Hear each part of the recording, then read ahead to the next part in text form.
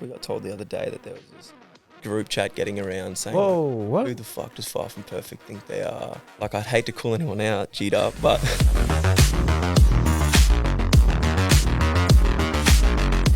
yeah. You can do it. But, like, I don't even know what the mic's getting, so it's like... Exactly, yeah. Yeah, That was my concern the other day when I was just eyeballing it. I'm just like, oh, I don't know how this is going to roll out. But anyways, we are back. Episode 10.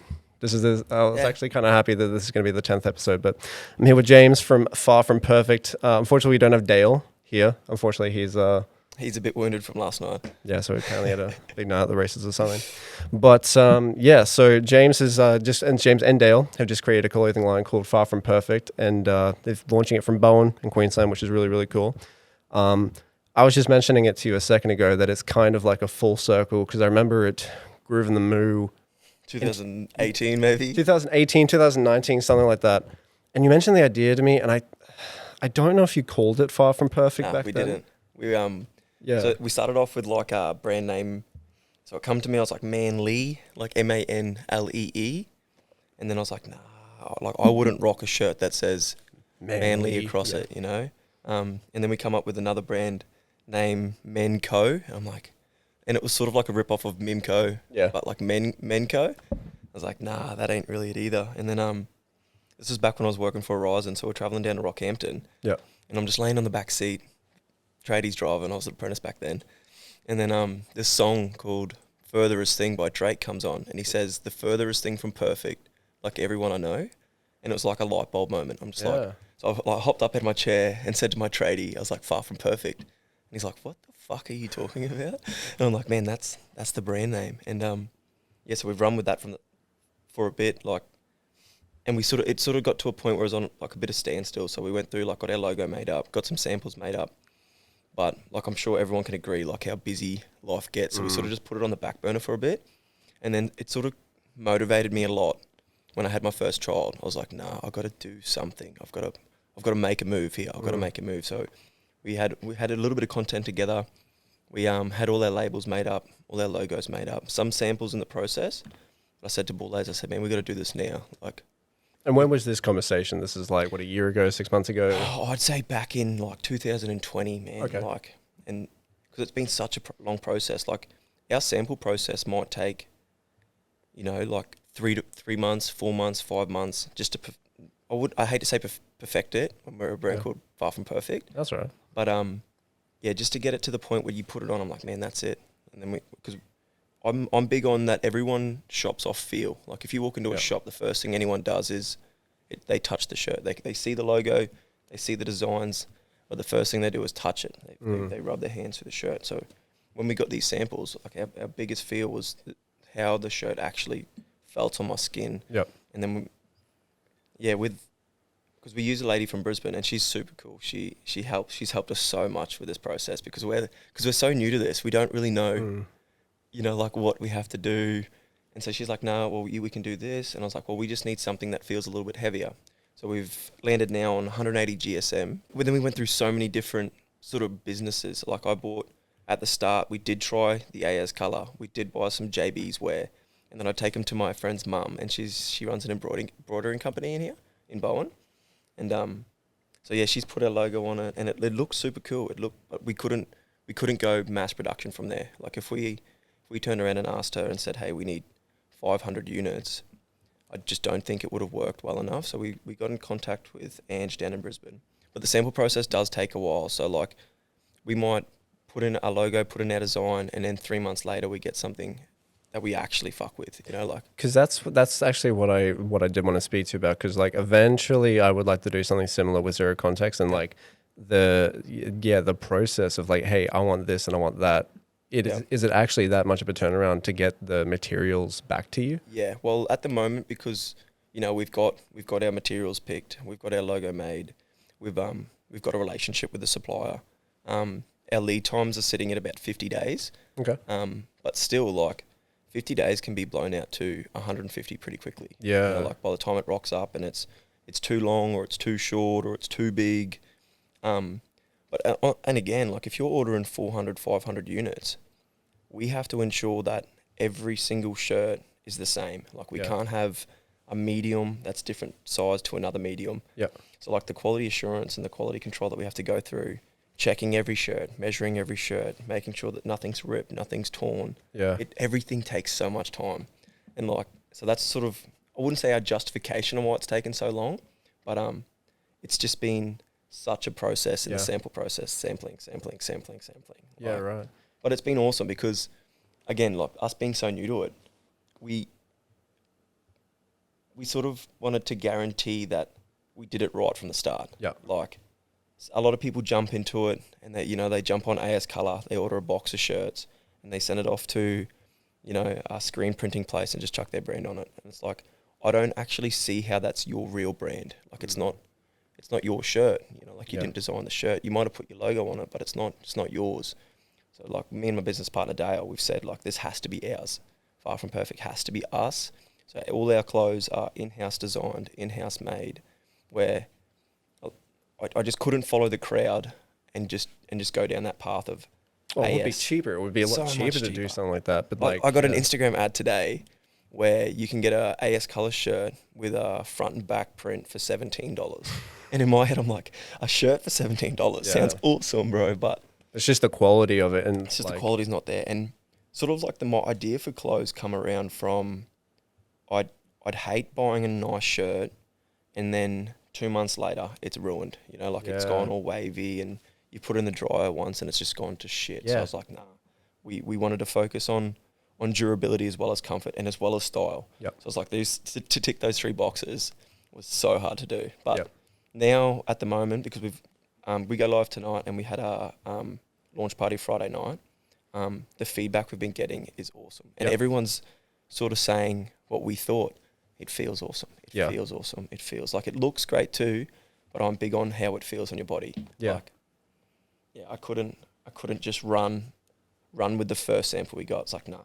And that it might have took us 2 months to get the first sample. Yep. And then once we say no on that, there might be another 6-week lead time on the next sample. And then we say no to that, there might be another 6 weeks. So like by the time you say no 5, 6, 7 times, there's your year gone. Yeah. Man, what have we actually achieved this year? It's like, well, we've achieved what you do and don't like. What you do and don't like, So that's been a big focus for us. And so we've got new clothes coming. So we've got some cobalt blue gear. We've got a couple new designs. We've got hats in the process. Cargos are a big hit at the moment. But like what we're trying to focus on is just staying true to ourselves because there's so many blueprints out there on how to start a clothing business, how to start a clothing brand. I'm like, fuck all that, man. Let's just do it how we want to do it. Yeah. Do what feels right Do what feels right to us. We don't have to follow the crowd on, because at the moment, clothing is such a saturated market. Like there's every guy starting a new clothing brand. Everyone's doing a clothing brand. I'm like, what's actually going to make us different is by doing us, being ourselves, being confident in what we're putting out too, where it's like, too many guys at the moment are, just running what everyone else is doing. They come out with a staff only, or they come out with a essentials gear, or they come out with a gym side. I'm like, well, what happens if we brand it as everything? Like you can wear this. Well, that's the shirt you're wearing today. Today is that the everyday collection? All day range. All day range. Yeah, day range. So what our plan is so these are going to be like our all day range. We're going to stock these all through Far From Perfect, but every drop after this, we're looking at doing like a very limited supply, because I'm big on, I hate going out and someone's rocking the same gear, or you've got you got the same pants on as someone else, so you got the same shirt or the same hat. So it's like, I think it's cool to be unique, cool to be yourself. So it's like, if we limit the supply, we won't flood the market. Yeah. Like there's not going to be an endless supply of this shirt. It's like, no, well, we might come out with 75, or we might come out with 100, or we might come out with 150. Yeah. But just leave it there. I was just going to say, you're just going to make sure to not go back on that and like continue to do that, because that's what's going to really make that collection special. Yeah, it's like, nah, this is all there is, and this is all anybody can get. So like that's going to be sort of our ethos for the rest of the brand is one-off drops. And by all means, we probably will jump back and say, like, because if we get overwhelming demand, but we won't do that shirt again. It's that shirt version 2. So it's like, and we're not just trying to put it back to like NFTs or Pokemon. Yeah. Like everyone loves the limited stuff. Everyone loves almost what they can't get too. So if we can manage the supply and keep the supply low, I really feel like the demand is going to go up. Like it, with everything, you're like your Charizards. Yeah. You know, like they limit the supply, Yeah. they limit what's circulating, and the demand for it goes through the roof. Yeah. So we sort of want to use that brand style with us. So everything's like one of 75 or one of 100, one of 125. It'd be cool if you got like numbered, because I got a Muscle Yeah. Nation jacket. It's like a nice like, And so you've got like 69 of it's like 100. yeah, and it's really cool. And I think the jacket that I got, I think they only made like maybe like 400 of them, and I got 220 out of 400. I'm like, that's a pretty good number. And people are chasing the cool numbers, man. Yeah. You know, like if you get 666 or 111 or 001. 69, yeah. Yeah, like Yeah. I feel like everyone fucks with that sort of thing. And Yeah. like, because I do. Like, I'd love if I could buy a shirt that I know that there's only 250 of these. Yeah. You know, it's like I'd rock it because it's not so saturated. It's not so mass produced. And I feel like you get more time to focus on the clothes too if you're not just bringing out 1,000 shirts. It's like, no, there's only 100 of these. And we can put so much time into making sure that these 100 are going to be what everyone wants them to be. You know, like, with comfort and style. Like, I feel like the more simpler your designs are, I feel like it's a big hit too. Like, I'm a big believer in is less is more. You know, like you don't have to have this massive standout.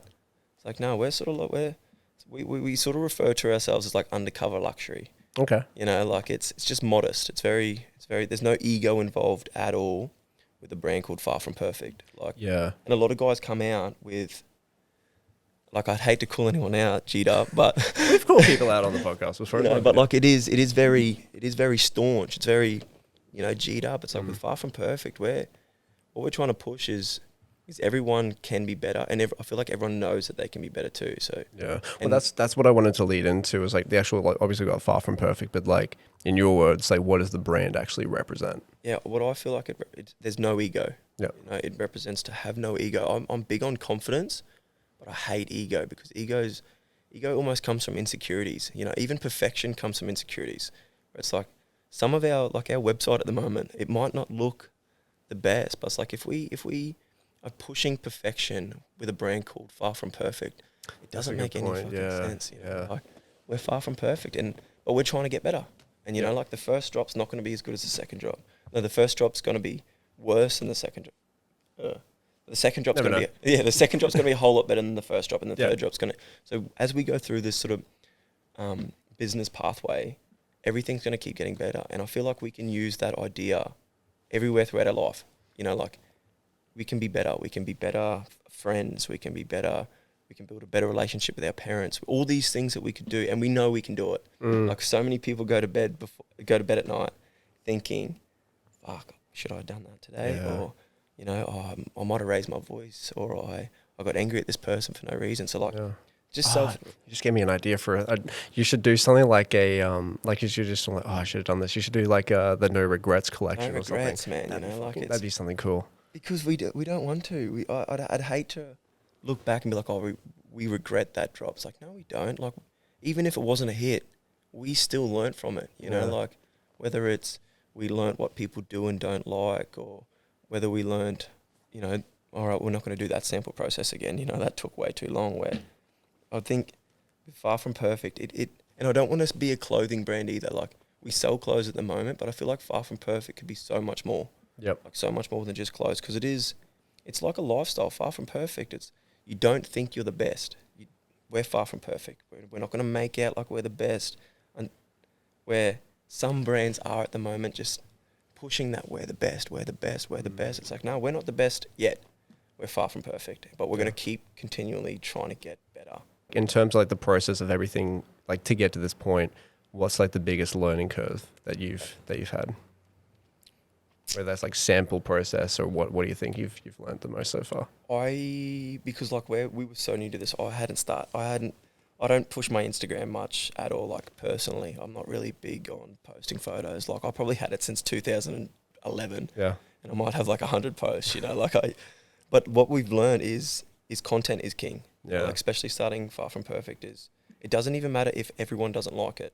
If you build up a bit of a following, it's almost like you got to take your personal opinion out of it. Like you can't just push what you think, what you want. It's like, no, there's so many people that are looking at you right now that they might like it. he might like it, he might hate it. So it's like you've got to push out everything, push every bit of content out, because you'll find that 75% of your market might hate it, 25% of your market might love it. It's like, all right, we've learned from that. All right, well, the next drop. All right, well, 75% love it, and now 25% hate it. So what we've learned is we're sort of getting better at that, is picking what the mass majority is interested in. Yeah. You know, and I think after the launch party Friday night, it's really given us more confidence on, because we were so, I'd say, insecure, you know, like for the party, not for the party, but for like what everyone was gonna think of the brand, you know, like was everyone gonna like the logo, was everyone gonna like the tees? Well, I showed you, like, because I've posted a few things about it, and like the number one response that I've gotten so far is everyone fucking loves the logo, the FFP. Yeah, like it just looks sleek, it looks good. Yeah. So. Shout out to Fiverr for that. You know, like, yeah. So you said that to me the other day. Like, how much did the logo cost you? It was like, I appreciate who made it, because it wasn't much at all. Okay, we'll just leave it at that. Yeah, it wasn't much at all. But yeah, like that just shows you can do really cool stuff with Fiverr. So. Yeah, and like that's what we're big on, is some people will go out and pay thousands of dollars for a design team. Yeah. Or for their logos to be made up, or outsource all their social media. It's like, nah, man, we know what the brand is. We've got a personal attraction to this brand, where it's like, we know what we want to do, we know where we want to go. So I can't really rely at the moment. By all means, if it gets to a point where your table's too full, you might not be able to actually do that. But at the moment, I do have time to do all the socials. We do have time to build the website. We do have time for all of that. Yeah. So it's like that's been a big learning curve for us, is the website building. You know, like that's been through the roof. I remember 3 weeks ago you were having a bunch of issues, and you were needing someone to code it a bit. Yeah. Which, by the way, the person I was trying to recommend, they couldn't do shit. Well, even now, like, we haven't got those issues sorted, but we've both said run it. Like, because that's our brand, Far From Perfect. So if we bring out a website that is perfect, it's like, what are you doing, man? Yeah. You know, like, we actually had a lady say to us, which was, I didn't really know to take it as a compliment or like a bit of disrespect, because she's like, how's your brand called Far From Perfect, but all your model photos look so perfect? I'm like, I don't know if that's like a compliment or an insult, or... But no, that's good. No, actually, I think a few people have actually said that to me, that you're very... Actually, no, I was talking to someone about it the other night at the party, about like the way you like to walk and the way you guys model your clothes, that you're very fluent with it. So... Well, that's awesome to hear. Yeah, that's good. That's great. I think it's really good as well, like, you know, because I mentioned to you when you came to Brisbane to pick up the stock, was that, you know, small communities like Bowen and even Collinsville as well, like obviously like Bowen is going to be like 100% supportive of you. Yeah. And they have been, the feedback from everyone. And like we've got feedback from guys and girls that I'd never thought would.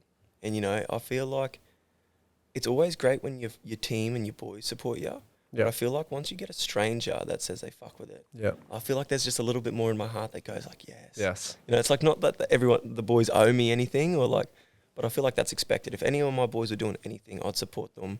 Yes, 100%. Whatever they're doing. Seriously. You know, like, even if I didn't really like it, even if I thought, you know, you could do this, you could do that. If that's them, I'm going to support you 100%. Yeah. But like, I feel like there's a little bit in me when we got, you know, we might get someone from Adelaide that messages us, hey, really fuck with the brand. Yeah. But just there's something in me that says, that was nice. You know, like, they didn't owe me anything. It wasn't out of they know me. It's a complete and utter, like, random support, and random support's lovely. Yeah, absolutely.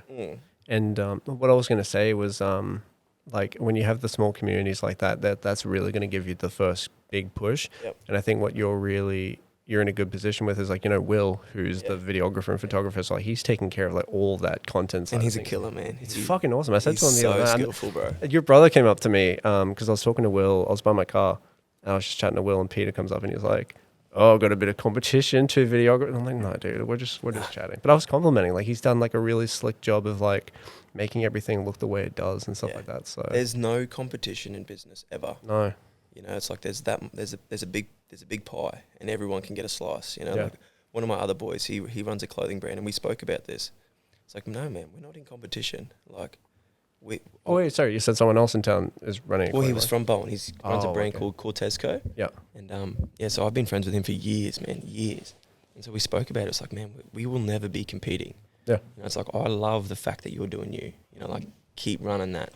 And he said the same, you know, it's like, nah, boys, we can compete with everyone else, but you're not competing with your team, ever competing with your team. Yeah, I was saying before, I was on the podcast the other day with another videographer, and we had the exact same conversation about us being in competition, and we're like, we're not in competition at all. Like, it's us versus them. You know, yeah, it's like, yeah, seriously, we're not competing against each other. Yeah, and plus, like, we have completely different products. Like, he's heavily in like the fitness and like influencer scene, and I'm doing a lot more real estate. So it's like, yeah, we're doing the same thing, but it's completely different. Yeah. So like, and I think specifically with Far From Perfect as well, it's like the brand is it's representing something that isn't very specific and well spoken about. Like, because I was thinking about this on the drive over here. It's like, how many guys do you know that actually like open up about the way they feel? Yeah. I'm noticing it a little bit more, but there's still a very large number of guys that kind of like, you know, put on a front. There's this front, you know, like they put on this persona, and I'm like, I can't lie, I used to be like that. Like throughout school, a lot of people will turn around and say, man, he was a fuckhead, you know, like you? Yeah, dude, like, and I can look back and be like, mate, there was times that I was, you know, there was times that you were arrogant, there was times that you did think you were the man, but I'm like, man, growing up, especially having kids, has completely changed my whole view on that. It's like, it's not about me anymore, nothing's about me. Even with, you know, like Far From Perfect, I don't actually own the company. You know, like it's in my daughter's name. I was about to say, you said that to me. I thought it was so fucking clever. It's like it's not even for me. Like it's nothing's for me. Everything is for my wife and my 2 kids. Yeah. And like that's what I'm doing this for. It's like, fuck the money, fuck the fame, fuck all that shit, man. Like, no, this is for my family. Yeah. You know, like, and the lifestyle that building a brand can bring. You know, like I've been a Sparky since 2016. So it's like I love it, like I love my job, but when I look at it, it's like I could not imagine being 50 and looking back and knowing that I've just done the same thing day in, day out for the rest of my life. Yeah. You know, like where Far From Perfect has the potential to take us anywhere. You know, even out of the clothing scene, you know, like Far From Perfect events, Far From Perfect, you know, interior decorations. It literally could be anything. Yeah, and like I'm really big into my art, like and like I think it'd be super cool if Far From Perfect started bringing out like, you know, like the cores models, they're like those little. Maybe if I saw it, I might know them. Yeah, they're like these little Disney lookalike. Oh dolls. yeah. You know, it's massive. But like, well, let's do our version of that, like Far From Perfect's version of that. You know, it's not clothing, it's sort of just like a statement piece. Yeah. And that's what I wanted to make a brand that didn't specify, like, because some people, especially with their brand name, they close themselves in too early. Yeah. Where Far From Perfect is just, to me, is so broad, we could do anything. Yeah. That's exactly why I called this podcast Zero Context. So I can have anyone on, I can talk about whatever the fuck I want, and like no one could be like, "Why are you talking about that?" And I'm just like, "Look at my fucking name." Zero context, you know. We can talk about whatever. Exactly. The fuck we want. Yeah. So that's what we're trying to do that with Far From Perfect. Yeah. Where we can step out, and FFP events is something that keep an eye out. Yep. So we've been speaking to a few artists, and like especially sort of in Bowen, such a small community, we don't have a nightclub here. You know, everyone goes to the pub. The pub closes at 12. What now? So it's like once a month, FFP throws an FFP event. You know, we fly someone up from Brisbane, we fly some artists around, get them here, get them in early, you know, and throw parties. Far From Perfect promotions. Far From Perfect promotions, shit like that. And I don't ever, because I love Bowen. Everyone's like, you got to get out of your hometown. Like I did for a little bit when I started working in Rockhampton and Serena. I actually didn't even know that, really. Yeah, so I did my apprenticeship down in Serena, and we were based, so we did like half the year in Serena and half the year in Rocky. Yep. And so like I did get out of town, but the only thing I thought of when I got out of town was, fuck, I miss home, bro. Yeah. I miss my home. My mum's here, my grandma's here, my auntie's here, everyone's here. All my mates are here. So it's like I don't want to leave. Yeah. You know, like I think Far From Perfect could potentially be always locally to Bowen. You know, we might get our international orders. We might have to travel for the brand, but nah, Bowen's our station. You know, we're based here.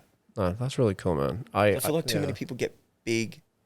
You know, like Riff Raff says it perfect. He's like, I want to blow up and act like I don't know nobody. You know, it's like I don't really fuck with that. You know, it's like I don't want to be that guy. Because even some people say it now, it's like, oh, if I'm too busy to reply to a text or something, like I'm working on the website and I'll silence my notifications. Oh, you're too good for me now. I'm like, bro, it's never like that. And it's never, ever going to be like that. Like, I take the piss out of my mate Gilly all the time because he's always like, oh man, I'll call you back. And he never calls me back. Yeah. And I take the piss out of him because I'm just like, I don't actually care that he doesn't get back to me. It's just like, man, you said you were going to do it. Why didn't you fucking get back? Yeah. So, yeah, that's funny. Yeah, so like we're never going to be too good for anybody. That's good, bro. And like that's the whole brand. It's far from perfect. You're not even like what I've noticed is as soon as someone thinks they're the man or thinks that they're there, the universe has a funny way in telling you you're not. You know, like and like there's so many levels to everything. It's like, well, you think you're the best here. Yeah. Well, what's he think he is? You know, like, well, and then he's got someone above him. Well, what's he think he is? So it's like you get humbled very easily. There was a point with my company where like it hit a point where like not to brag, but like it hit a point where I was doing like fairly well for myself, and like I wouldn't shut the fuck up about it. Yeah. And things happened, and I got humbled really fucking quickly. I'm like, I'm like, okay, I'm not going to do that again. I'm just going to keep my business to myself and really just like do it like that. So it's interesting. I sometimes say to the boys, it's like the universe has a funny way in telling you to shut the fuck up. Yeah. And just do it. You know, see, like all these things that you were saying, you should put that on a shirt anyway. The universe has a funny way to tell you to shut the fuck up. up. You know, because it does. Like, how many times do you get good news and before it happens, you tell someone or you let someone know, and that's the universe kicking in and saying, no, not this time. What's that saying? Everything comes in thirds or seconds, thirds or something like that. It's like there's like 3 bad things, and then the 4th thing will be good. Yep. It's kind of like that, yeah. Yep. Well, there's that story. So I think it's like the Chinese man and his son, the farmer and his son. And it's like everyone's going to always have an opinion. And what the story is, it's something along the lines of like he's walking his donkey. So the 2 sons are walking a donkey. And they walk past the first group of people. And they're like, look at these idiots. They don't know how to use a donkey. Like, why don't you ride it? And so the kid gets on the donkey. And they walk past the next group. And everyone's judging, oh, look at this dad. He's walking the donkey while the son's making his dad walk around with a donkey. So it's like it doesn't matter what you do, someone's gonna have an opinion. Someone's gonna judge you anyway. So it's like just run it, do it. You know, like you're always gonna have that little bit of hate. But I don't know if you want to talk about it or not, because like obviously we're on a bit of a positive high. But like have you come into contact with anyone who's like given you a bit of a hard time about it so far? Not face to face. Okay. Like nothing like face to face. But some of the things you hear, it's like, what? Yeah. What? Like we got told the other day that there was this group chat getting around saying, what? Who the fuck does Far From Perfect think they are? You know, like they're making out. I'm like, what? Sorry? What the fuck? Yeah, like I could never imagine in my life talking about someone. Making a fucking group chat about like, it. what? Really? Sorry. But like in my head, I'm like, as long as they're talking about it, I don't give a fuck if it's positive or negative. Like, keep talking about it, man. That's actually blowing my mind that someone would do that. It was weird to me. Yeah. So weird to me. Okay, well, let's shift away from that negative shit. Fuck the negative. Yeah. So you've spoken about like promotions and stuff like that you want to do with the company. Like, is there anything else the way you can like see the company going in any other directions? Yeah, well, I love music. So like, we haven't really figured out how we're going to do it, but we'd love to sort of integrate Far From Perfect with the music scene. Yeah. You know, like, and that'll start with FFP promotions. You know, like getting some of the underground rappers, getting some of the new guys that are making music and almost allowing them to have a platform as well. Yep. You know, it's like I'm a big believer on no one makes it by himself ever. You know, like without comparing anyone to the Nelk Boys. Like you look at how their sort of business is set up. They'll have so many different personalities. So it's like, all right, well, a bit of our team loves him. Yeah. And a bit of our, viewers love him as well. And so like, we need to diverse, like, because not everyone's going to like me. Most people probably fucking won't, you know, like, but then everyone's not going to like Dale either. So we've sort of got to diversify in our team. Yeah. So it's like someone, a bigger guy or a littler guy or a different personality. It's like, yeah, well, you jump on the brand too. Jump on the brand. Yeah. So like your following is somewhat falling in love with all these different personalities. Like again, Mr. Beast is big on that. Yeah. You know, like how often is there new guys in and new guys out? Like with Chandler, he was like their cleaner or some shit like that. Yeah. and they're like, man, people are fucking with this guy. Mm. So bring him on. Like, no one makes it by themselves, and I think you're so naive to think that you will. Yeah, yeah.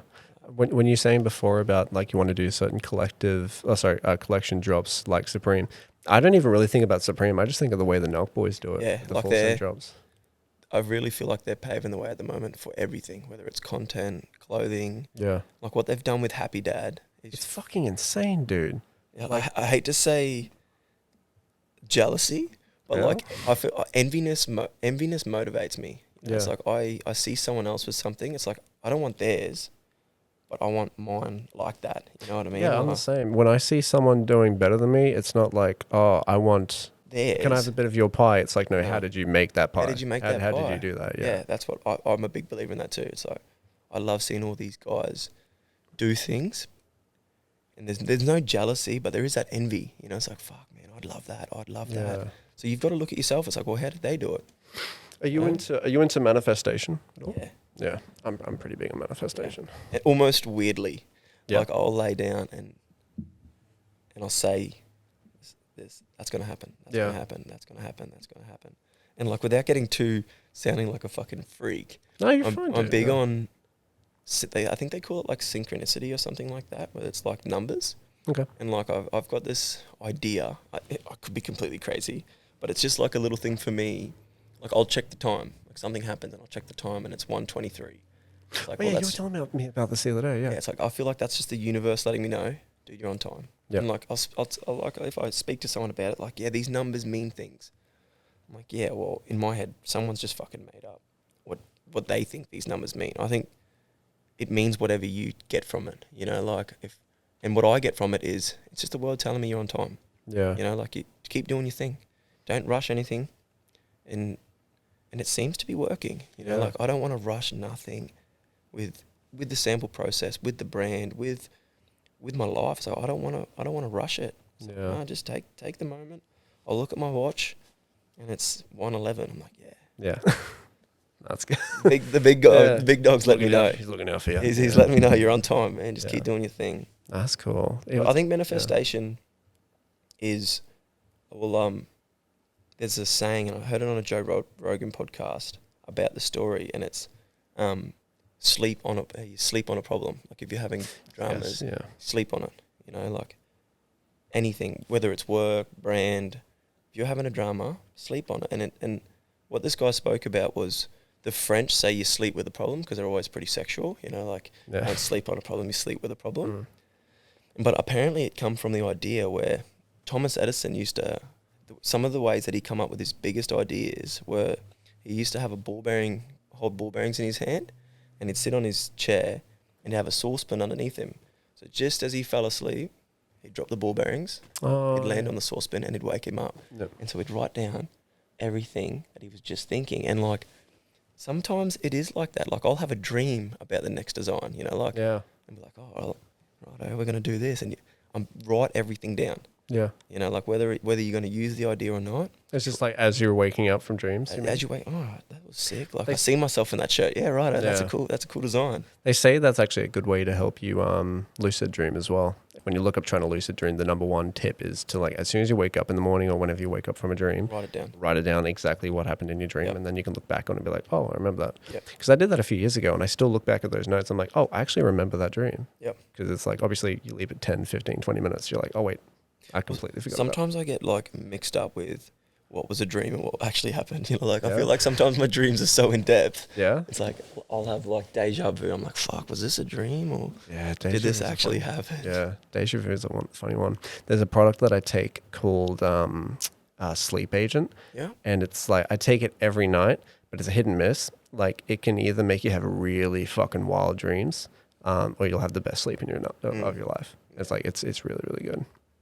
My sleep agent used to be a Billy before bed, but like we can't do that anymore. Yeah. But like I find, like even sort of getting off that, it's like I don't want to rely on supplements. You know, like I'd love to get to the point where you're not taking any sleeping tablets, you're not taking anything, you're not taking this. Like you just, you're going to bed when you want, you're feeling tired when you want. Yeah. Like a lot of people do almost rely on these products, whether it's Like, not saying you're relying on the sleeping, but I'd love to go to bed without anything. Yeah. You know, like, I don't have to have a glass of warm milk before bed. You know, like, I just want to fall asleep. Yeah. Back with the brand Manly I felt like there was a big disconnect, like what you were saying before, with how guys don't really show their feelings. And that's sort of what we wanted to push with Manly is changing the stigma on what it is to be a tough guy. You know, like, fuck, man, I cry. You know, like, I get emotional, man. I get down. So it's like, I feel like at the moment we don't really have anything set up for these donations because, again, I feel like that's so saturated where everyone's donating 10% of their profits or everyone's donating something.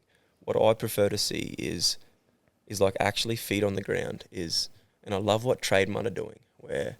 Who, sorry? Trademunt, they're like they do these super cool high-vis shirts. Oh, okay, and what they provide is free counselling, you know, so they're not just giving millions of dollars to Beyond Blue or these different foundations. They're actually made their own, you know, like they're paying these counsellors to talk to the tradies. Yeah. And that's what we sort of want to step into is you're not just... Because like when that ALS competition was going around, it's like, where did that money end up? ALS. That ice bucket challenge, you know. Like I remember that. Yeah, fuck. Like, where the fuck did that money go? Yeah, I think there was like a big sort of like drama about it that there was tens of millions of dollars that went missing. It's like, what, man? Like, it's not that I don't trust these foundations. It's like I think so many people would get so much more feedback if it was on the ground. You know, like you're providing a hotline, you're providing these services in real life. Yeah. You know, it's not just some foundation that actually no one knows how to contact.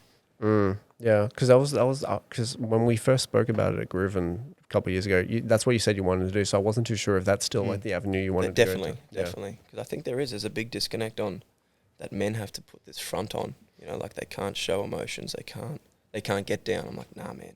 Because every single one of us do. Yeah. You know, like all of us might not show it, but every single one of us does. Just a couple of the guys that I'm following at the moment is that Emil Jurisic and Simon Beard. Yep. And they're sort of like entangled with the LMCT Plus boys. With like the One Life Club and everything. Yeah. And like they talk about it's like the volume. It's almost like a cult following. Like they've got guys that have been members for 2 years paying $60 a week in hopes to win a house. I'm like, man. But then again, in my head too, it's, well, if you use that $60 a week and put it into something, you might actually be able to buy your own $2.4 million house instead of just relying... In terms of like assets and stuff like that? Or more, and there's no such thing as like a get-rich-quick scheme. You know, like, I bought a raffle. It might happen to the odd person where they do win that car or they do win that house, but the majority of people aren't going to have that opportunity. So it's like, in my head, it's like, well, fuck buying that. How about instead of $10 a day, how about I use that $10 a day to build my brand up? And then maybe one day... we might be able to afford that for ourselves. It's like instead of relying on such a get-rich-quick scheme. I'm like, and because we've all done it. I jumped on crypto. I jumped on NFTs. That idea, like I did a write-off, a couple NFTs, but it wasn't anything that my mum was going to retire off. Like, you know, you made a couple grand here, you made a couple grand there, but there is no such thing as a get-rich-quick scheme. No. With the NFTs, I got sucked in. Oh, I didn't get sucked into it. Like I'm still. I've only bought one NFT. Oh no, 2 NFTs. But the one that I feel like I got like the coolest thing out of it was the it was a Gary V Friends V2. Yeah. So it wasn't the original, which is worth I don't even know how much. But it came with the free deck of cards. But it's in like this green see-through case, and they just got the deck of cards inside. I'm keeping that in the box. I'm not fucking opening that for like another like 10 years. Yeah, keep that. Just because I want to see what happens with it. But yeah, like the get rich quick things. They're like, I haven't really gotten into it too deep. No. There's no such thing. There's no such thing. The only way to do it is put your fucking head down and work, man. Yeah. Like whether it is your own brand or creating your own business. And like there's everyone out here, a lot of people out here are getting money. It doesn't have to just be crypto, NFTs. It's like locally, there's some guys running some big businesses making some big money. Oh, fucking earth, yeah. You know, like without social media, without, you know, like some Sparky contractors in town. Those boys would be killing it. Yeah. You know, like they've got 8 to 12 blokes running around charging out at $110 an hour. Like that business is doing fucking super well. When you look at some people that try and like talk others down for trying to like have a go at things, I don't want to like call them names or anything, but I've always thought it's so bizarre to give someone shit for having a go at something. Like, I think it's ASAP Rocky says it's like, whenever the fuck did it become uncool to try? Yeah. And he's got like this little snippet on face, and I play it over and over again. It's like, because it's like, as soon as you start stepping out of your comfort zone, you get so much judgment. Yeah. You know, like, oh, who the fuck does he think he is? Or why the fuck's he doing that? I'm like, what? Yeah. Why aren't you having a crack at what your passion is, man? Yeah. And I feel like that is, I hate to always refer back to insecurities, but I feel like there'd be so many people with so much talent, but they just feel like they just don't have that way to express it. It's like, no, step out of your comfort zone and try it. Like, I said, when I was speaking at the Day for Dolly charity yesterday, I said the same thing towards the end. I'm like if there's anything you take away from like my story, for example, like I just do what I love. Yep. And like I find that too many people, when they're in a position to finally go and get a career or start a career and do it and get a job, they typically settle for something that isn't necessarily their passion. It's not something they enjoy. Yep. But beyond that, they don't try and get out of it either. Yep. So it's like, you know, with being a Sparky, for example, like I don't know if there was a passion there or what, but like you're obviously trying to like navigate into something that you're trying to do. And like it comes from being, like it's almost ingrained to us young boys. You get a job and you work. You get a job. You get an apprenticeship, you know? And like in my head too. Do you think that's a North Queensland thing, especially? Yeah. Like you get down to Brizzy, especially like anywhere down south, a lot of it is, you know, university. Like all props to university, but like there's boys out here driving dump trucks for 170 grand a year. You know, like as your business major, you're not going to get fucking 170 grand a year. You know, like, so I do see that avenue, but the being the Sparky for me is just something I can fall back on. Yep. And I hate to say that because like they say that the only way to success is to only have one option. But like in my head, it's like, well, let's say FFP goes down the drain. Something happens, we're fucked. I call the boss up, hey man, you need a switchboard replaced. You know, like I've just got that little safe. Yeah. And you know, and I feel like that's sort of what's motivated me to do it. It's like I don't know if it's my privilege or anything, but it's like I know that if I hit the floor, I've got like my mum around me, I've got my friends around me. They're gonna pick me back up. We're all gonna be good. Everything will work out. Where sort of back on the university thing and the trade thing, like especially in North Queensland, you are ingrained as a young kid. You get a job and you work. And I'm like, man, I can't see the fun in that. Like working for some cunt for the rest of my fucking life. Like, and Simon Beard talks about it. He's actually said, he's like, I don't love clothes. He's like, I fucking love business. I fucking love the entrepreneurship. Like, and I feel like that's where I'm at. Like, he actually said that. Sorry, for those that don't know, that's the guy who owns Culture Kings. Yeah, and he comes out on his and like if anyone wants sort of any entrepreneur business guides, check him out, man. Like him and Emil, like they're very switched on guys. Yeah, they're awesome. And like he said, he's like, man, like clothes is somewhat a passion of his. Like he would have an eye for design and eye for detail. Yeah, but his fucking passion is business. His passion is being an entrepreneur. And I feel like I love clothes, I love designing, but I love fucking business. You know, like whether it's stepping into that or having to go there, it's like fucking I'm full blown interested in the business side of things. Like I'm the same dude. Yeah, the clothes is all an extra. Everything that's all extra. It's like business is what interests me. Yeah.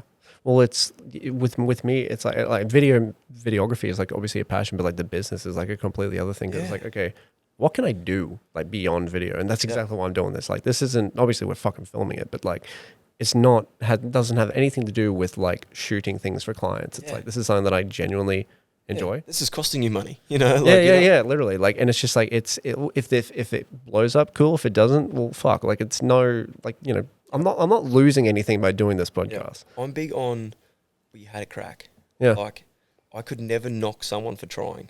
Even if they failed, it's like, fuck, it's still awesome that you had a go at that, man. Yeah. Like, well, what are we going to do now to have a crack at something else? All right, well, that might not have worked for us. Well, let's try something else and have a crack at it. It's like, too many people will fail and stop there. It's like, nah, that's not how this works.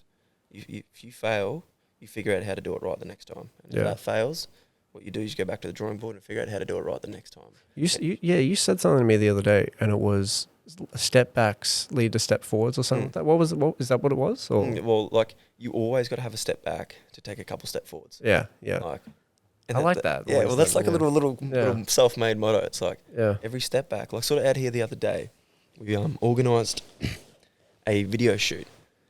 So we had like one of the boys, Jay Tonkin, he's like number 8 WBC in the world. So we've organised with him, hey man, we're going to do a bit of a shoot. We got one of the boys that's big into Muay Thai in Townsville, drive down from Townsville.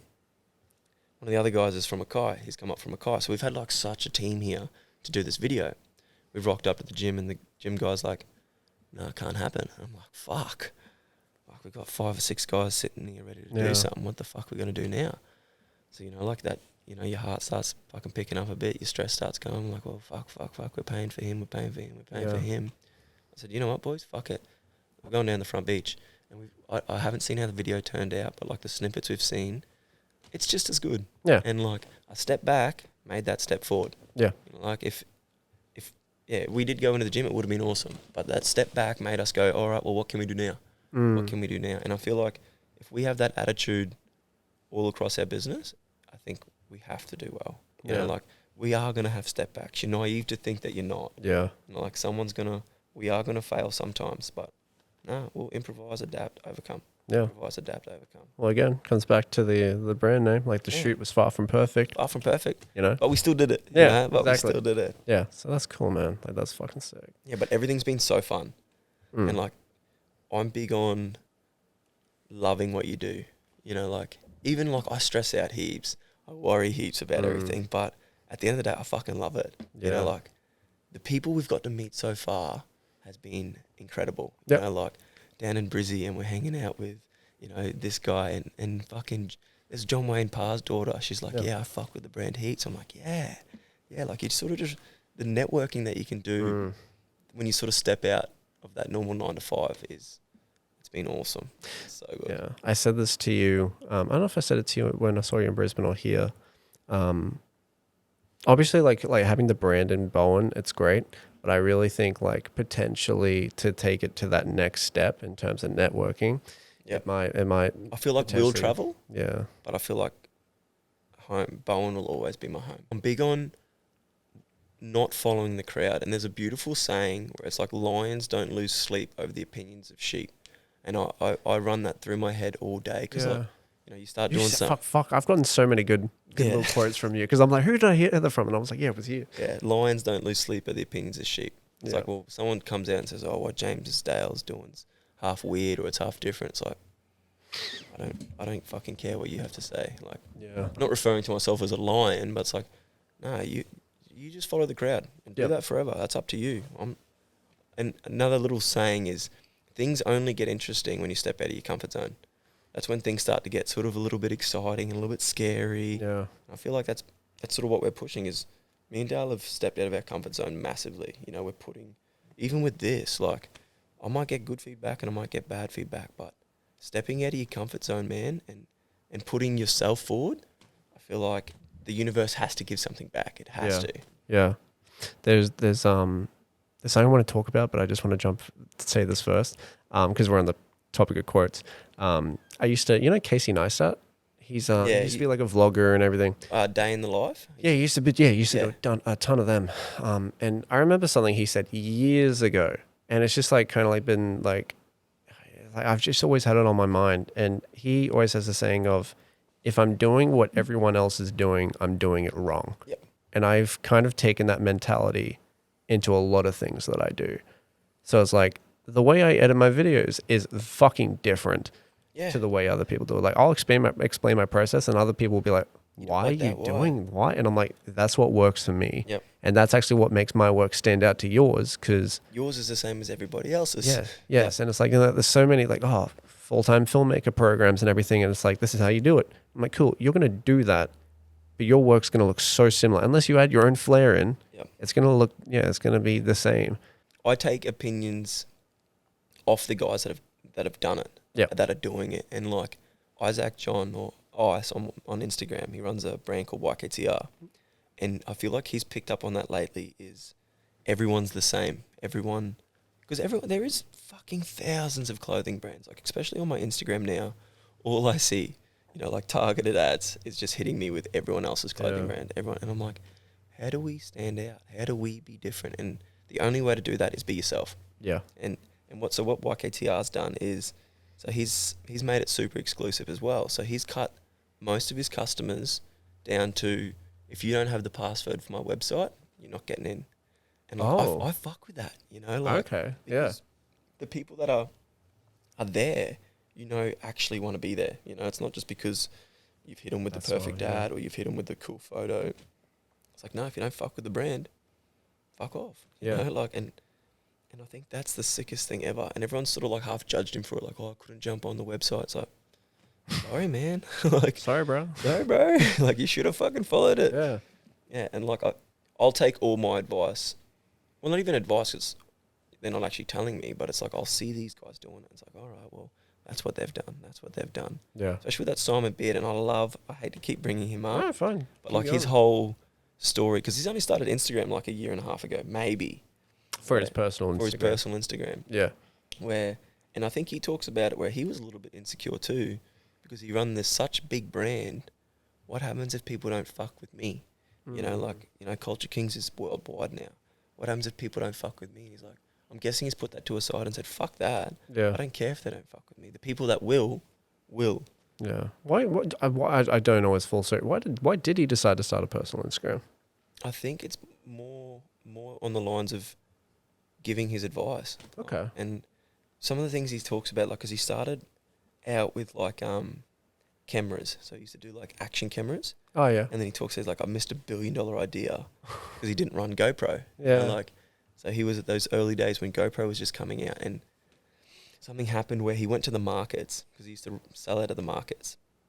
And he walked past the stall and someone else was selling the same cameras, but they've just rebranded them. And he's like, fuck, my life's over. You know, like, the whole brand I've built's done. But then he's like, no, improvise, adapt, overcome. And then he stepped into Culture Kings, which is now probably $1 billion company. Well, yeah, it's worth over $1 billion, isn't it? Because I saw an article, and it was kind of like the sale, because he sold like what 50 or 60% of the company. I think I'm assuming it would have been like 49%. So he's still like the majority shareholder. Yeah. So he still has he sold it for equity, I think, or something like that. $300 million. Yeah, it's like, fuck, man. And what he talks about is, you don't want to push people to buy, you want to pull, and I love that, because over in his new store in Las Vegas, he's opened up a studio, and it's the only studio on the drag. And so what he knows in his head is, all right, well, I'm going to get Drake coming through. I'll get Future coming through. I'll get all these big names coming through. So I'm not pushing people in my store. You're pulling them in. And I'm like, man, that's such a fucking good idea. Yeah. Because, like, if someone pushes me, you push back, you know? Like, it's like, nah, fuck that. I'm not going to buy your shit now. It's all in my face. Where that's sort of what our brand's going to do is, we don't push anyone to buy anything. I just feel like you're pulling them in. You're not pushing them in. Something that I've started to say a lot recently is, I'll leave that ball in your court. Yeah. So it's like, if you want to... It's up to you. If you want to do it, do it. If you don't. I'll leave that ball in your court. Yep. And the amount of times that works and goes, oh, actually, no, I think we will. Yeah. Or you'll get a message 2 weeks later, hey, we've thought about it. We've thought about that, Sam. We might actually follow through with that video. Yeah. And normally that comes from, they've gone through and messaged 70 different other videographers and figured out, well, maybe he wasn't that bad. Yeah. You know, maybe I did.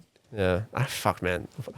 So, yeah, this other podcast I did the other day, like, I think I need to talk to Jaden, the guy who hosted it, because like, I think there's a few things I need to cut out, because I wasn't being brutally honest with my clients. I was talking about previous experiences I've had. Yep. And, like, fuck, man, you deal with a lot of shit, like, when you run a company. And it's like, you'll have the person who will just use you because you may have been cheaper at the time or something like that. Cheaper doesn't mean better.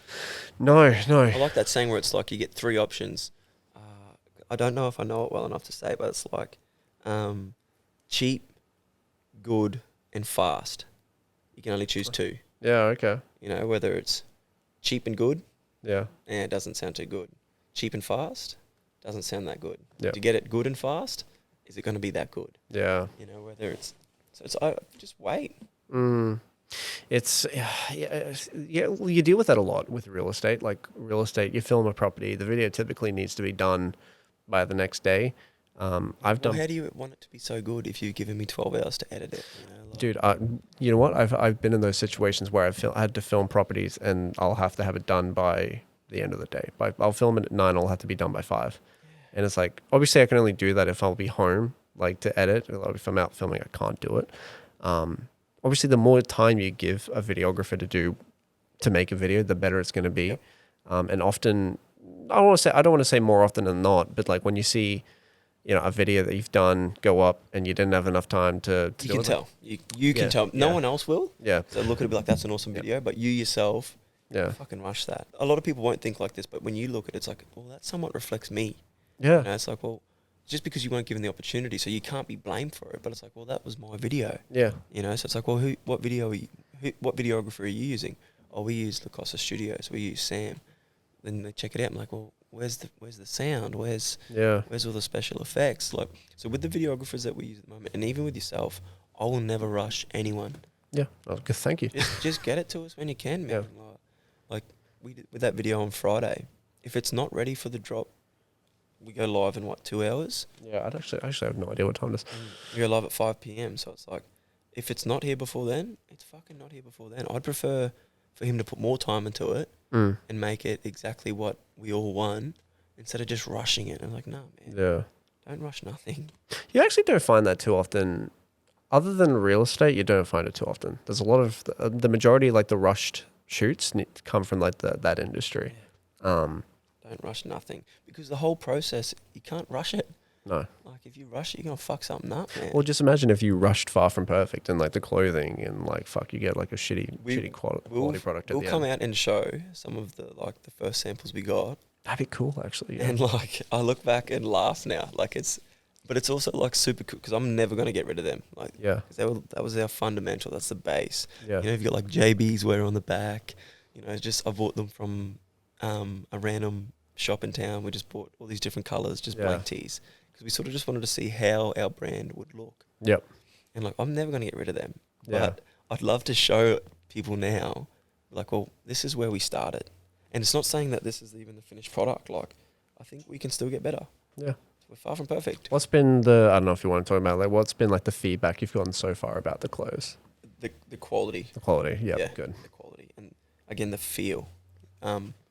Where I still need to cop those pants. The I don't know what do you call them, the breathable ones? Yeah, breeze pants. Yeah, man, I need to get some of them because Peter was saying I think he wore them to Bribey or Hamilton Island or something, and he said the whole time they were great. They were like just really, really good to wear.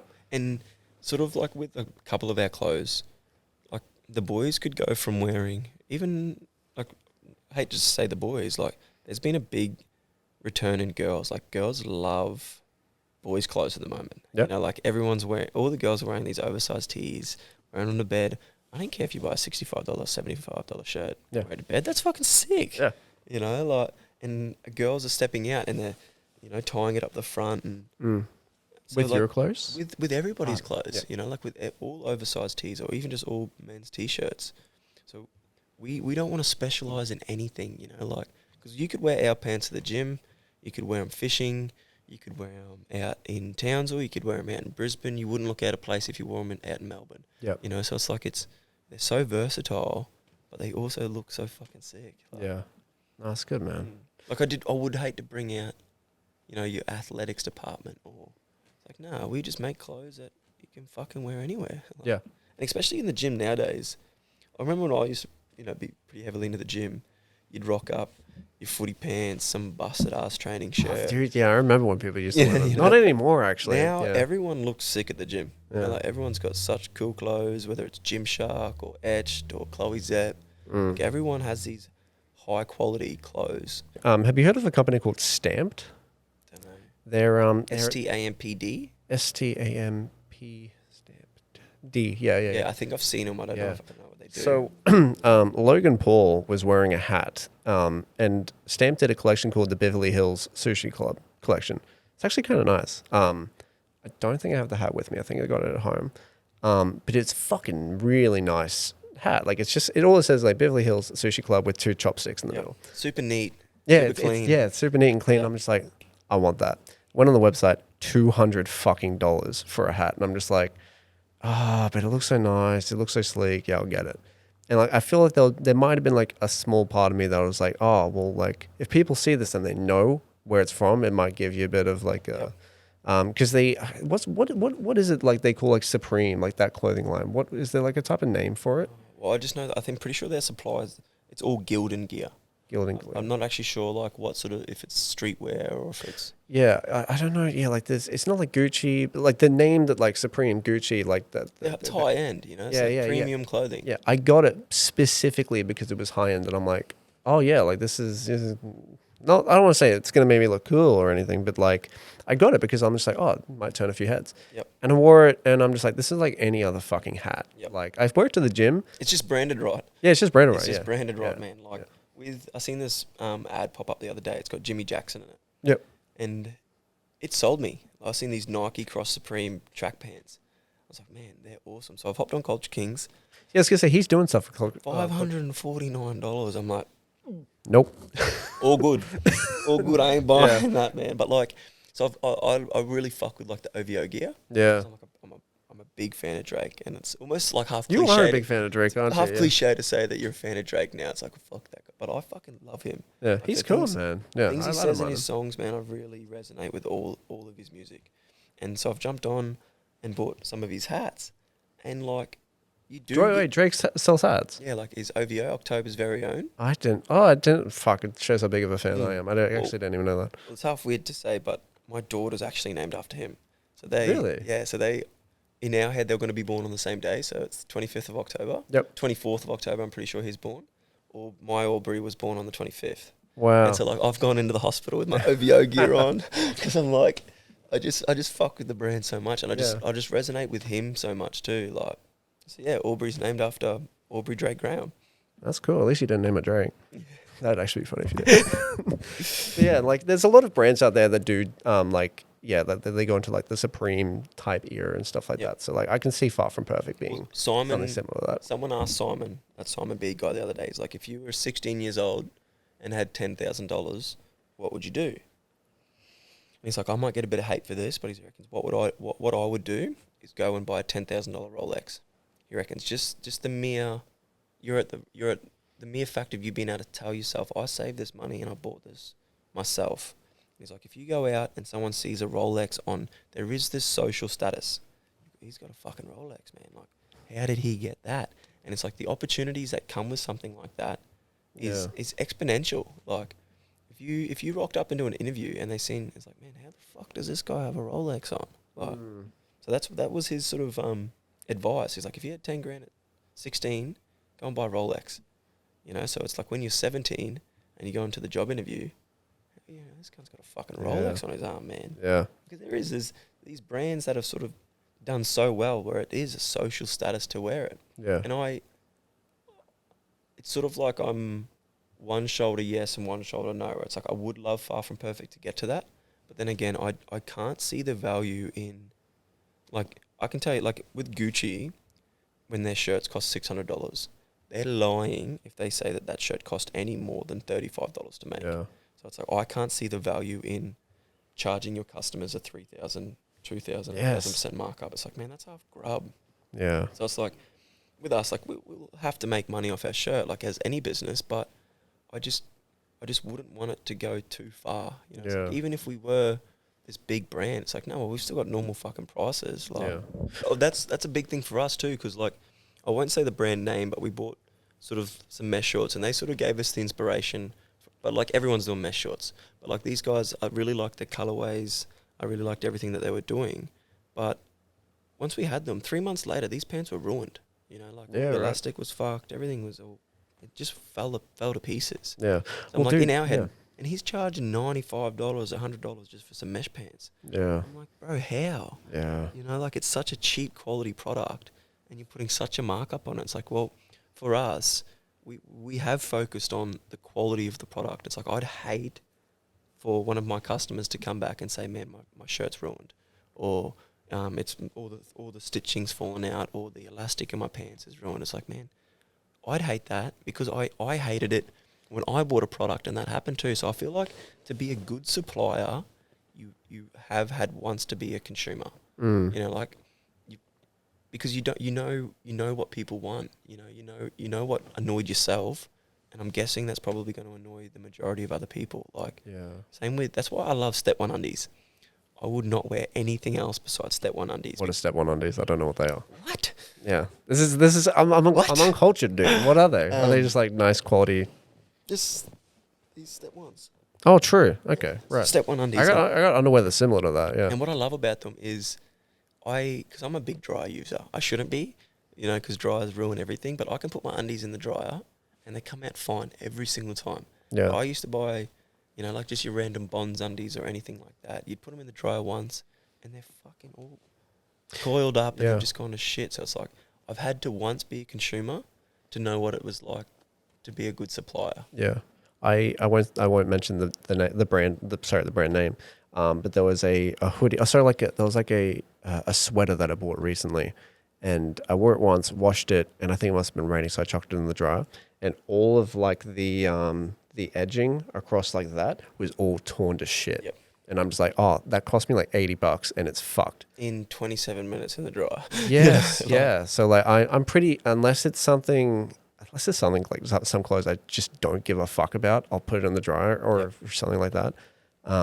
Yeah, I try and stay pretty clear away from all my nice clothes won't go in the dryer, but like all my work clothes straight in the dryer because all that stuff's tough as. So it's my work clothes and undies can go in the dryer. Yeah. Everything else I know that will get ruined. Yeah, right.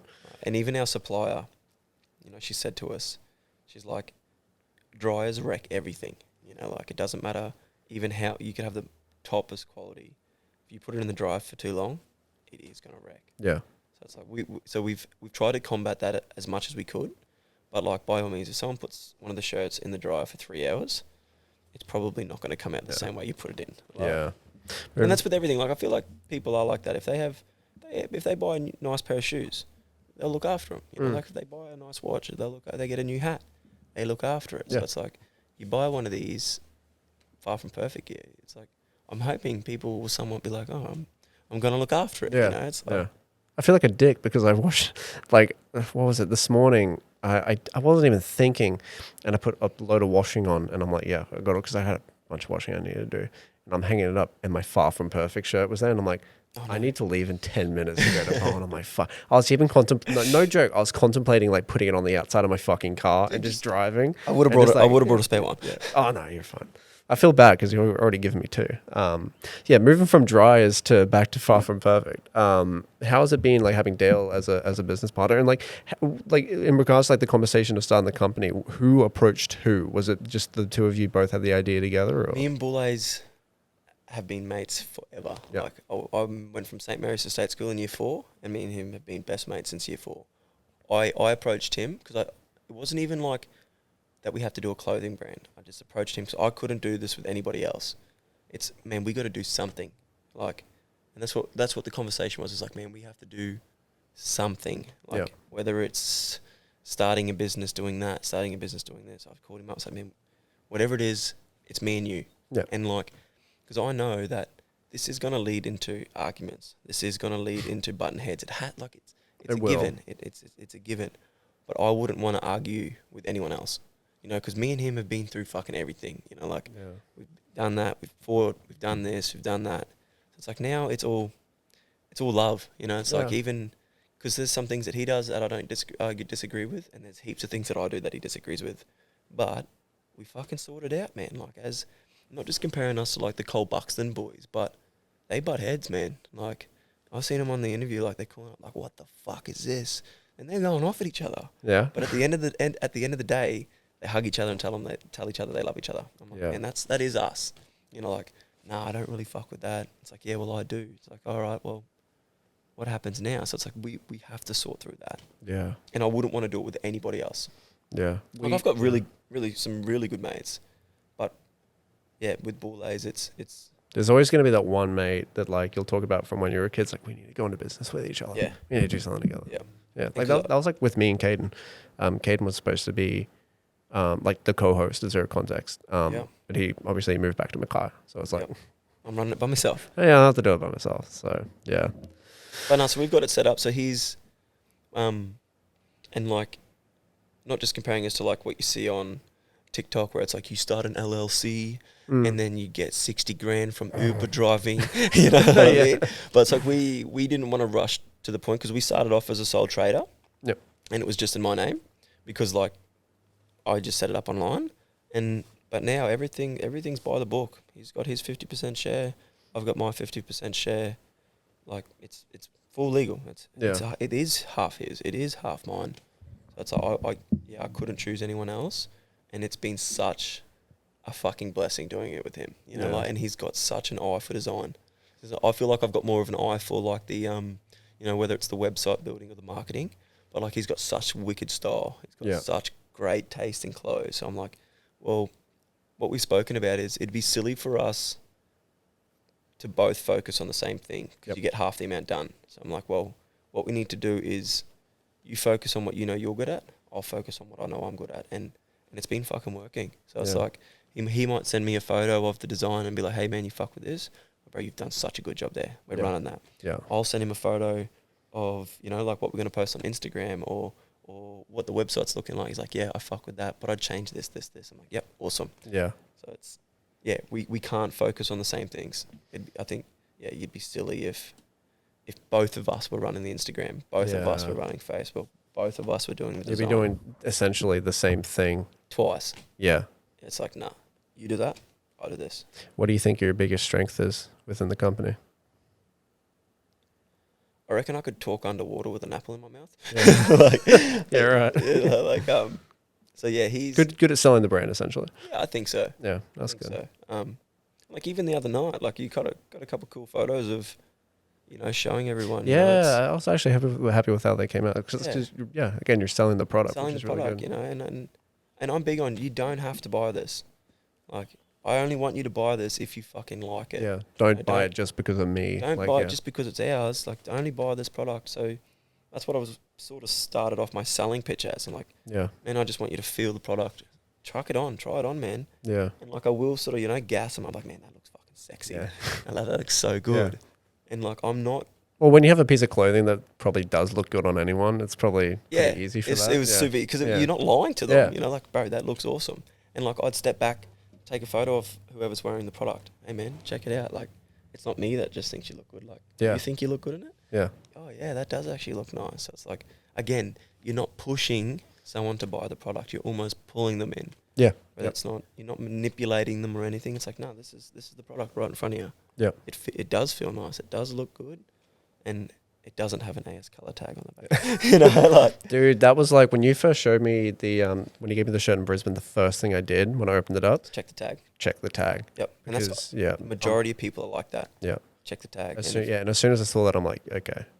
Yeah. I'll be. And that way, like, because this is ours. Like we own this. The intellectual property of this is ours. Yep. We've spoken to that with the supplier. Like, if someone else comes along, because they deal with multiple different businesses. If someone else wants to come along and say, hey, I want a heavyweight oversized tee, they can't have ours. They've got to make their own. Like they might be able to use ours as a base or a standard. But they can't have exactly. They can't have that. Like this is ours. That's cool, like even to the point, like, so we've bought the trademark on Far From Perfect. We bought the websites for www.farfromperfect because like, I don't know if everyone's like that, but I'm like that. If I see a brand coming up, I'm like, all right, we'll check the domain name. Yeah. It's available. Gonna buy that, yeah. I don't know if that's mean or rude or anything, but it's like it's I don't want to say it's mean or rude. I wouldn't do it to anybody else, but like we've been warned about China. Like if we step into getting our gear from China, apparently there's been stories on them getting your trademark. So because we own trademark in Australia and New Zealand, if we outsource internationally, there's nothing stopping from someone from America going Far From Perfect. At the moment, there's nothing stopping that. So we do have to get it in order to sort out the Chinese trademark, the American trademark and stuff like that. So it's a little bit scary, but I think, again, back to the NFTs where they're like, I can just screenshot it and that's mine. It's like, yeah, but you don't have the real one. Yeah. So it's, even if someone ripped us off and went Far From Perfect, whatever, it's not the real Far From Perfect. Like everyone, I'd hope by then everyone knows that we started that. Like that's our brand is Far From Perfect. So it's like, even with the Mona Lisa, you could go down and buy and get a printout of the Mona Lisa. But it's not the Mona Lisa. It's not the fucking Mona Lisa, man. So it's like, again, I'd be almost I'd be half chuffed if someone went out and made a Far From Perfect. Like, it'd be like, Yeah, I was thinking, I'm like, don't take too much of offense to it. It's nah, it'd be kind of cool. yeah, I think like it is. It's a plus to us. It's like, yeah, well, if you think that we're good enough to base off, like, Yeah. cheers, bro. Yeah. We find that a lot in Brisbane with videography styles. There's they'll steal your style. Yeah. Well, no, I don't think anyone's stolen anything from me, but like, there's a company called X Media, and they came out with I don't fucking know what to call it, but it's like the fast, crazy edits. Like, they were the first guys to do that, and then give it a few months, and then everyone's doing it, and then once everyone's doing it, no one wants to do it. So and everyone knows who was first. Yeah, and those guys know they were first. So yeah, but what you're saying about the Americans and like all the trademarks and stuff like that, counterfeiting is so big over there. Yeah. Like, you walk down like San Francisco or even fucking like New York, so many people are just selling shirts off the street, and you're like, that buying a Gucci shirt for $25. It's like, like, you're not really doing that. So it's like, when we're in Bali, there's that guy that walks around and he's got all the watches and all the different Gucci hats, and he comes up, he's like, oh, you want to buy this watch? And I had my really nice watch on. Sorry, there's a fire truck going by right now. That's a little bit scary. In the ghetto. Anyway, sorry. So he's come past and he's like, grabbed my hand like this. He's like, oh, you got the real one. He's like, oh, you don't need this one. You got the real one. I'm like, so you can see it's like, you can buy the fake one, but people know. He's like, oh, shit. Shit. He's like, oh, you got the real one on. So it's like, people know if you're making out or not. So it's like, like, we don't ever want to do that. It's like, nah. We're going to stay true to ourselves. Be completely genuine. I hate, because everyone's done it. Everyone's been there where they've made out. It's like, it doesn't last long. You can't last long doing that. So we just want to be completely authentic to our brand, to ourselves even. So it's like, if me and Boulez, at the moment, by all means, if you get such a big following, you may have to start doing things different. Because... In regards to what? Say style, like, it might not be my style, but if you get such a large following, it might be someone's style. So it's like you somewhat have to take your personal opinion out of it too. Yeah. It's like at the moment, I fuck with all the clothes. I think they're awesome. But there will get to a point where it's like, I won't wear it, but I think a lot of people would look good in that. Like, whether it's, let's say a denim jacket. Like, I might not be a person to rock a denim jacket, but I know heaps of people that look so good in denim jackets. Like, it fits their whole attire. And it's like, well, take my personal opinion out of it. We're doing denim jackets, like, because a lot of people look good in denim jackets. Like that, that little weird hat I wear? The one without the cap part at the front, I call them, they're called a docker. Yeah. And it's like, a lot of people don't fuck with them. I was going to say, I've never seen... I don't know who it was, but someone said, where's the other half of your hat? And I genuinely didn't realize it was a hat. And everyone's like, is that a beanie? And I thought it was a beanie, It's a docker, bro. But so it's like, in my head, if it was someone else, I'd be like, what? Take your personal opinion out of it, man. It's like, I like it. And say, like, with that denim jacket things, I might not like the denim jackets. Doesn't mean we're not going to do it. Like, I might not like that colour. But some people do. So it's like, we're still going to do it. Yeah. Like, take a step back and take your personal opinion out of things.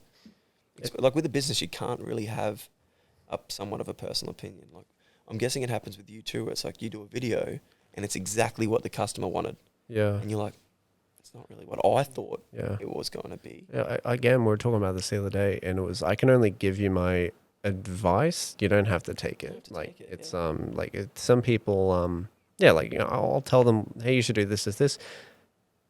You don't have to do that, but that's just what I'm recommending you do. And they'll, if they say they want me to make a certain change to a video, I'm like, I can do that, but I don't think we should because of this. So it's like, I will do whatever you say, but I will give you my opinion. Yep. And a lot of the times that's muchly appreciated. Like, referring back to being a Sparky, the customers extremely appreciate when we give our advice. Yep. Because a lot of Sparkies will rock up and be like, oh, it's up to you. It's up to you. It's like, no, well, we're the fucking professionals. Yeah. We know, it's like, oh, well, a lot of people at the moment are doing this, and a lot of people at the moment have bought these, and it looks really nice when you do that. Oh, yeah, that is, we will do that, like, so it is, your opinion does mean something in that sense, like, and like with our videographer, and because we'll be using you guys fucking well, we're all going to be working together, so it's like, I really heavily rely on your opinion, on Will's opinion, on what do you think, man? Like, Yeah. you think that'll work on the video? Because like everyone's got that little vision. Yeah. But it's more just bringing that vision to life. Yeah. And like everyone's been such a big help with that, whether it's photos, videos, our content. You know, it's like you can see what you want. Yeah. It's just how the fuck do we get what we want? You know? Yeah. I'm really weird. Like if someone asks me for my opinion or something, I don't know if you've seen this. You know how Elon Musk, whenever he thinks about a question, he'll sit there for fucking a minute, maybe not a minute, but like he'll sit there for a good while and just sit in silence and just think. I'm the same where I'm like, when someone says, "Oh, how do you want to do it?" I'll think. I'm like, and I'll just sit there and thinking. like, okay, let's do it like this, and we'll roll with it, and then I'll say, okay, I'm going to try this. If it doesn't work, I want to do it this way. Yep. Because then we have options of what we want to do. Because I'm a very like, if I can mentally see it in my head how to do certain shots, it's like anything I can think in my head, I can probably do. Yep. But that's the best way. I you envision it first. Yeah, I envision it. Yep. I make sure it's like, okay, do I like that? Yeah. So that's how that's my process of how I do it. What's your plan? What are you thinking of? What your plan is with the clothes? What do you want to? You don't want to? Are you gonna for pick my a demographic? clothes or? Yeah. Sorry, I mean like my clothes that I want to do. What do you want to focus on? See, I'm jumping the gun, and I love jackets, but I don't know if that'll be the first thing we do. Yeah. I wouldn't mind doing the shirts first. See, I'm a big, like, obviously all I wear is fucking Gymshark. You love Gymshark. So like it's, that kind of tight muscle fit type shirts. I want to do that. But then on the complete opposite end, I love oversized stuff. So it's like, I haven't really thought about it too much. I just think it's cool. Honestly, I just love seeing anyone else do something. Yeah. It's like so sick to see that you've got these ideas and you've got these dreams. It's like, man, I love seeing that. Like, I think it's the most. Same for you. Like just seeing and like talking to you about like everything you want to do. It's interesting. Yeah. And I feel like this whole game is just finding like-minded people. Like, all right, whether it's, to bring up like I am Jackson Tippett. Like he's popping up everywhere. Man, he's going off at the moment, bro. And like, I think that's awesome. Like seeing him, I'm like, that's fucking so sick that you're doing this, man. Like all these boys that are popping off, I'm like, I fucking love seeing it, bro. Because it motivates me, man. It's like, let's go get mine. Let's go get ours. Yeah. Do you have you heard of like I guess they're not called mood boards. Okay, so mood boards are like things they use in film, but like vision boards. Have you heard of that? No. It's essentially like, let's say you get like a picture that's kind of like that size. You print out things that you. That's probably maybe it's a rose printed on like a 500 by 500 photo. So like sorry, I was just talking about like just for reference, just the size. And essentially what you do is like you print out what you would like your life to be like. Yeah. So like I would love to have a custom built home. I want to buy a plot of land. I want to design and build a house myself, not actually me fucking put the bricks down. But like I would like to design it and build it. And I would love to have fucking McLaren GT or 720S, probably 720S. That Emil keeps me motivated. Every time he posts something of his life, I'm like, man, that fucking blows me away. It's insane. And like, like seeing people like that, like kind of getting like at the point where you want to be. Yeah. Like that's inspiring. And that's what like vision boards are kind of like. I haven't done one personally, but I would love to do it. Yep. Well, I'm big on like to-do what lists. your life would like to do. Yeah. Get a whiteboard marker, write down. Like maybe not, because Russ has a super cool saying where it's like the mere fact of thinking about it somewhat undermines the process, because like I agree with that. You're almost putting a limit on it. Like thinking about it's like, well, we're going to do this in 5 years. Well, you've almost capped yourself. It's like, well, what happens if you surpass that? Like, fucking awesome. So it's like, I love just writing down day-to-day things. Yeah. To do. Get this done. Feels good to tick it off as well. Tick it off. It feels so good to tick it off. And it seems so cliche because everyone talks about it. It's like, it's helped me so much. Like, I've got this to do. And I want to be here, not by next year, not by next week. I want to have this done by the end of the week. I want to have this done by the end of the day. And it's helped me so much because I'm so unorganized, bro. Yeah. So unorganized. You should look up a tactic called time boxing. Have you heard of it? I think it's like that AI time scheduling. It's time scheduling. But Elon Musk supposedly uses it. I don't know if he actually does, but essentially what is it? You write down what you got to do, the most important things that you got to do, and how long that's realistically going to take you. So like, let's say washing the clothes, like, I don't know, like hanging out clothes will take what, 5 minutes, not even 5 minutes. Yeah. And like, you know, obviously depending. So it's at the bottom of the list. Yeah, it's at the bottom of your fucking list. Yep. But like, and then you work your way up of things you got to do to like, you know, delivering a client their video, like, you know, getting an order out. Like you've got to time it. And that's like the easiest way to map out what free time you have and then fill that fucking time in with anything that you can do. I'm a big believer that everyone still needs their free time. Yeah. Like I think you'll get burnt out if you just be like, I need to run this. I'm like, nah. Sometimes I'll take, well, not even sometimes, I'll take fucking breaks. Like me days or me? I'll take me days. You know, it's like whether it's, I might have to get this done by tonight. It's like, well, it's still going to be there tomorrow. Hey, let's go out for dinner. Let's go down the beach. You know, like, let's have some lunch somewhere. It's like, I feel like if you just get so caught up in, I have to do this, I have to do this, I have to do this, you burn out real quick. Yeah. It's like, I love to get things done, but I also like hanging out with, you know, my missus, my kids. So it's like I need some me time. And Aubrey's a big reminder of that because like I'll be posting something up and she's like, Daddy, let's go do this. I'm like, let's go do that. Actually, I've fucking been on this too much. Let's go do that. So that's nice, man. We haven't spoken about it, but like, how's Emily been with the whole process? She's been pretty supportive. I was talking to her a bit about it the other night. It's, I'd hate to say like she's a personal assistant, but she's been a godsend. You know, awesome, like, and you know, keeping me on track too. Where it's like, hey, you've got to get this done. Yeah, I know, baby. You know, like, well, you've got to do this too. You got to do this, and she's massive. You fucking need someone like that, man. Seriously. Yeah, and she's like my biggest supporter, and like it fucking hit me the other night. She's like looked at me and she's like, I'm proud of you. I'm like, oh shit, baby, you're gonna bring a tear to my eye. You know, like, that was the nicest thing to fucking hear. Yeah. So nice to hear. But yeah, so she'll be helping us out with stock takes. If I need to make a phone call and I can't make it, but hey, baby, can you ring so and so and so and just let him know that, you know, he might be here or he might not be here. Yeah, of course. So it's like she's not an assistant or anything. She's my business partner. Yeah, and so it's like if there's some things that I can't do and she can, she will always get them done, and I love her for that, bro. That's amazing, man. Yeah, and then she almost keeps you humbled too, you know. So she keeps you very humble, which is good. Yeah, it's like you start, you know, getting too big for your boots, and she's like, yeah, well, you got this to do, and you got this to do, and this to do. I'm like, fair. It'd be. I was gonna say it'd be weird if he didn't rock up, but like it was really nice having Peter there the other night. I love your brother, by the way. He's like sick. He's so fucking funny. Yeah. He's so cool to be around. Yeah.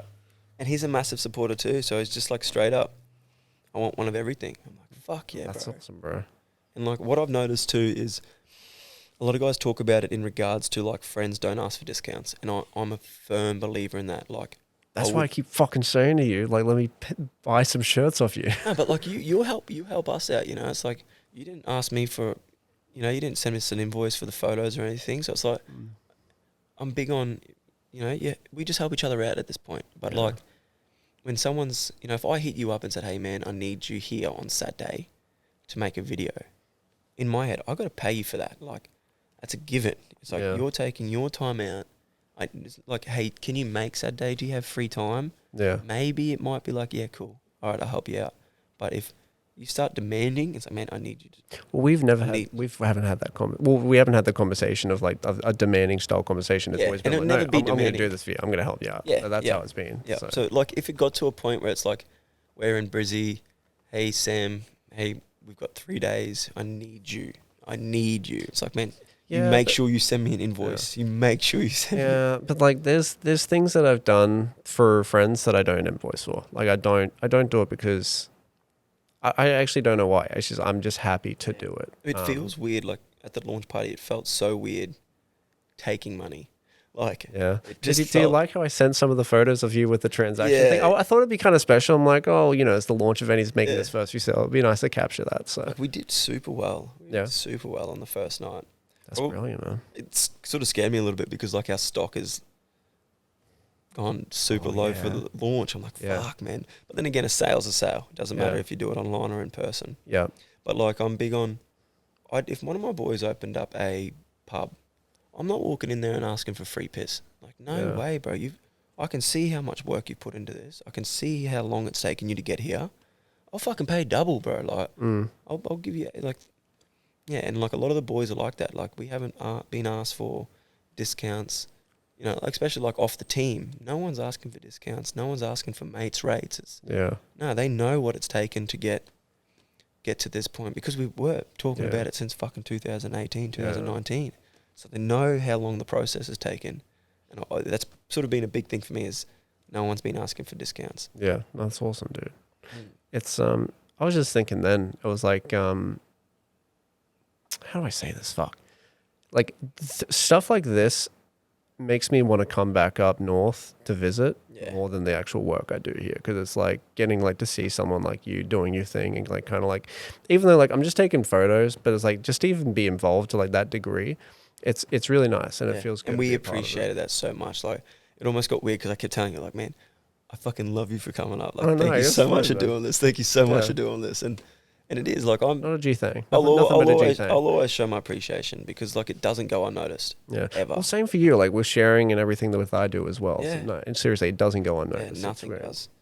Nothing does. And because you do, I don't know if I'm just weird. Like you almost notice everything. You know, it's like you notice how that person was. You notice how that person was. You know, like well, you see my story, but you didn't like it. What the fuck? You know, like not to you directly. It's like I see you. Yeah. But, you know, like why? Yeah. It's good. It's good for that support, man. Yeah, I fucking appreciate that.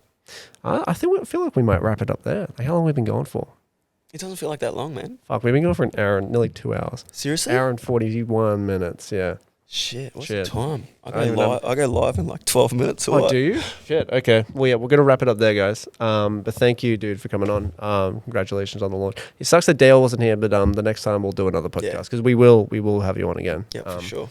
And we'll have him. Well, thank you so much for letting us come on here and talk our shit, man. No, it was great, dude. This was actually a really good episode. So, yeah, by the time this goes live, because fuck, I'm not going to get this out in 3 hours. But don't rush this one. Far From Perfect will be live. It's just farfromperfect.com.au. Yep. Check it out. And yeah, cop some fucking mad gear. So yeah. Awesome. Thank you so much, man. No worries. I'll see you guys on the next one. Don't forget to like, comment, and subscribe. And see ya.